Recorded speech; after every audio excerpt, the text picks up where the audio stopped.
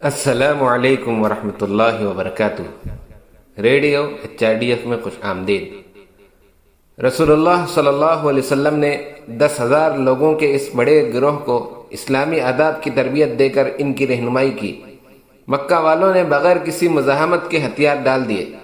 اکثر قائدین نے اسلام قبول کیا۔ مکے میں داخل ہو کر رسول اللہ صلی اللہ علیہ وسلم نے فوج کو ہدایت کی کہ وہ براہ راست مخالفت کرنے والوں کے علاوہ کسی کے خلاف ہتھیار استعمال نہ کرے۔ مکہ والوں کے مال و املاک کے ساتھ چھیڑ چھاڑ کو روکا گیا۔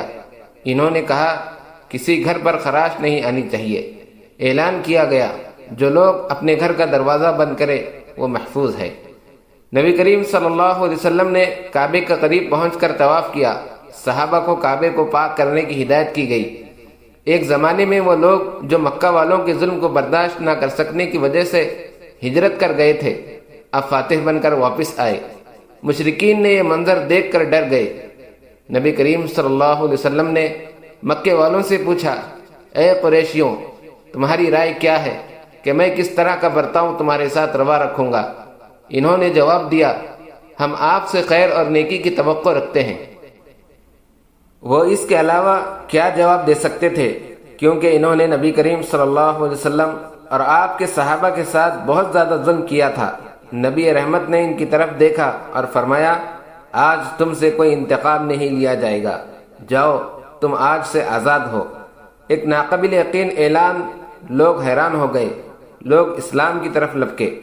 رسول اللہ صلی اللہ علیہ وسلم کی طرف سے دی گئی یہ معافی اور جابروں سے یہ سمجھوتا نبی کریم صلی اللہ علیہ وسلم کی رحمت اور وسیع النظری کی عمدہ مثال ہے۔ یہ ایک ایسا واقعہ ہے جو دنیا میں امن و سکون کی تخلیق کے لیے کام کرنے والوں کو بہت سبق دیتا ہے، لیکن اس بات پر اندیشہ ہوتا ہے کیا لوگ اس واقعے کو صحیح طریقے سے بیان کرتے اور سمجھتے ہیں یا نہیں۔ نظریات اور عقائد کسی کے سامنے رکھے بغیر رسول اللہ صلی اللہ علیہ وسلم نے انہیں معاف کیا تھا۔ مزید یہ کہ معافی ایسے وقت میں تھی جب ان کے پاس اہل مکہ کے خلاف کوئی بھی انتقامی کارروائی کرنے کی طاقت، قوت اور افرادی قوت تھی، جنہوں نے اہل ایمان کو کئی سالوں تک شدید اذیتوں کو نشانہ بنایا تھا۔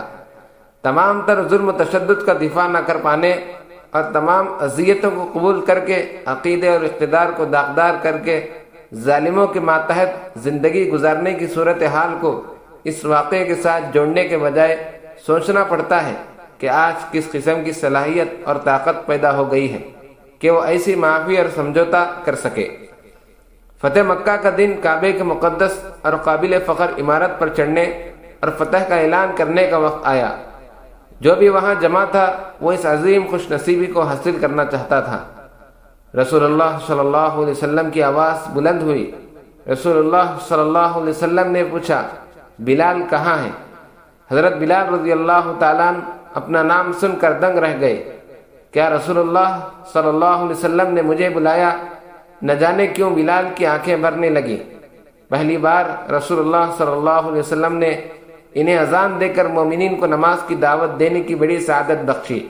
آج رسول انہیں فتح کا اعلان کرنے کے لیے کعبے کی چوٹی پر چڑھنے کے لیے کہہ رہے ہیں۔ بلال کی آنکھیں آنسوؤں سے بھر گئی جب وہ سوچ رہے تھے کہ اللہ انہیں سیاہ فام غلام کو آج کہاں سے لے آیا۔ نبی کریم صلی اللہ علیہ وسلم کی آواز پھر گونجی، کہاں ہے بلال؟